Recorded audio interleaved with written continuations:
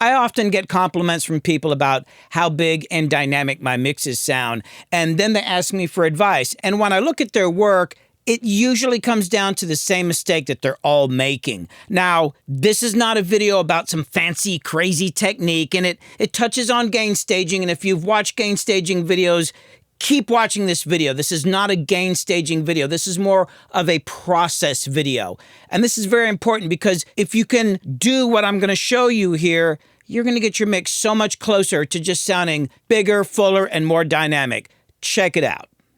And this is something that applies to you whether you're mixing other people's music or working on your own music in your home studio. Keep watching. So let's say the client sends you files to mix, everything with a 0 start time, and you import that into your DAW. Well, often the DAW will put all the faders up here at 0, right? Or another scenario is they've actually done the session in Pro Tools or whatever DAW I'm working on. I'm like, hey, take off all the plugins and all the automation. They'll send it with all the faders at 0 often. Terrible place to start, and let me show you why.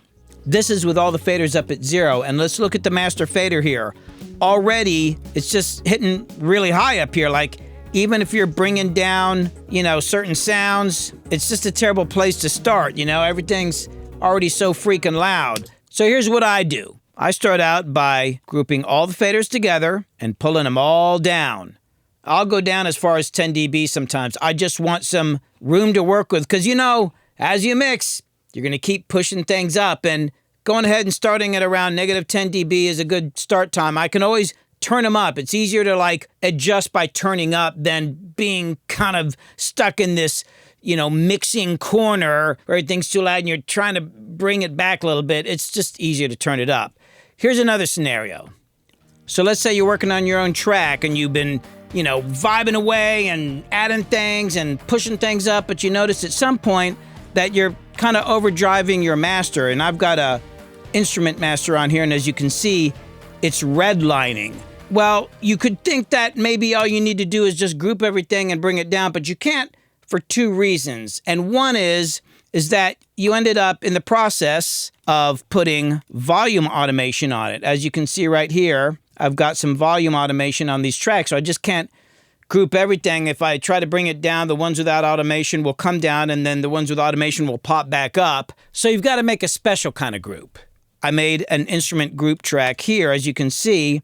And the reason I said you can't just group everything is because, I'll show you here, I've got effects returns like here, here, here, and here. And if you're doing this right, you sent to your effects post fader, which means as you turn your fader up, you're actually also sending more to your reverb. And if you bring your fader down, it's also going to bring down your send to the reverb. So your reverb stays relatively the same volume. So if you group all of this and bring down your effects returns, you're also turning down the effects like twice as much. So what you want to make is a custom group like this,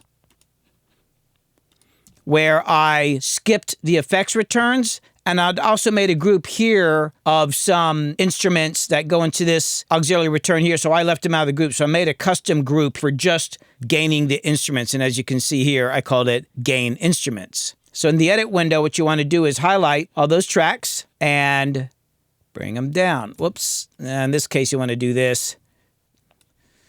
It's not like Ableton where you can just grab across. I have to make a little break there.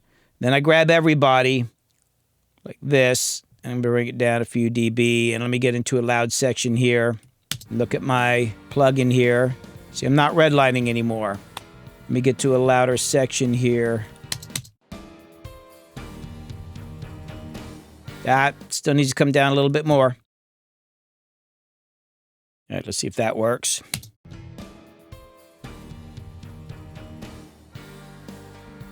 Yeah, much better. But you got to remember to keep coming back and checking any plugins you have on your master faders like EQ or compressor, because it's easy to overload that stuff. That's why I always keep that stuff up on another screen. Like here's my instrument compressor. I keep them up on a second screen that's up here, and I'm constantly monitoring them when I'm mixing. But there's actually something that's way more important than that, and that is how you record things. A lot of times people are recording stuff way too loud, which means they're either clipping the converters going in, so right off the bat they're, clipping the waveforms and taking away the dynamics, or they've recorded it right up at the top, right as hot as you can get it, so that when you get it in the system, you're very easily going to start overloading your plugins or any auxiliary groups that you're going into or anything downrange from where the original file is at. Let me show you what I'm talking about. So here we've got a kick drum that has been recorded at a pretty hot level, just as high as you can get without redlining.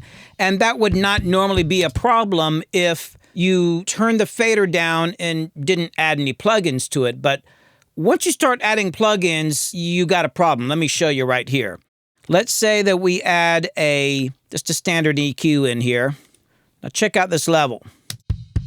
See how it's right up there at 0? Like pretty much. Now normally what I do on a kick drum is something like this. I'll boost like, I don't know, like 110 hertz. And sometimes I'm boosting up 6 dB or something like that. You see already we're redlining right here. And it's weird, it'll actually, I don't know, sometimes it affects the input too, and I'm not sure why. The other thing I'll do often on a kick drum is add a little clicky on the top end, like 4K or something, like, right? The problem is you see that we're redlining, and what's the result of that? Well, let me show you. Let's say we just bounce this section down. All right, so here is after we EQ'd it, and you can see, let me just bring this back like this. Okay, look at the dynamic range. You can see here how the kick drums are louder and quieter in certain areas. That's, you know, the natural part of his playing, whereas down here, look, they're all about the same level because, you know, clipping the output of that plugin is acting like a limiter. But not only that, it's doing something to the actual waveforms. Let me show you. You see how they're clipped off? Look at that. It's clipping off the waveforms. And it's like audibly not hugely noticeable just by itself unless you're listening on amazing speakers and very carefully. But you start doing this across a lot of tracks and on all your drums, you're going to have a problem. So how do you deal with that? Let me show you 2 different things you could do. First off, you could get on your plugin here and turn down your input until it's not redlining anymore. Bring it down. I'm boosting at what, 6 and on the low end and like 5 something. So I'm going to need to turn it down a bit here just to be on the safe side.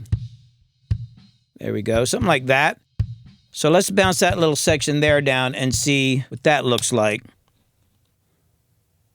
All right, let's look at that. As you can see, the dynamics look about the same, right? And if we zoom in, there's no clipping of the waveforms. So that took care of that. Another way you could deal with it is this. Let me put this back where it was. You could also just do clip gain and bring down the actual file, which you can do in Pro Tools and Ableton and I think other DAWs. So let's play this and bring this down until we're not getting any clipping here. Got to bring it down a lot. I usually do it with the input, but this is another solution. How much am I bringing that down? I'm bringing that down like, only 3.5. It seems like I don't have to bring it down so much when I'm doing clip gain as when I'm doing it with a plugin. So let's bounce that down and look at the results of that. All right, I'm just going to bring up the view here. Whoops. Yeah, it looks about the same to me, like dynamically, and we're not clipping the waveforms again. So that's another way you can do that. But the bottom line is when you're working on your mixes and you're adding plugins, look at those plugin level meters. Like make sure you're not redlining your input or your output because it actually does matter. Like I said, nothing too complicated, no fancy mixing technique, just a really solid process. But let me tell you, it's literally one of the most important things you can do to make sure that your mixes sound bigger, fuller, and more dynamic. Well, thanks for watching. Check out my other videos. Remember to subscribe and come back for more.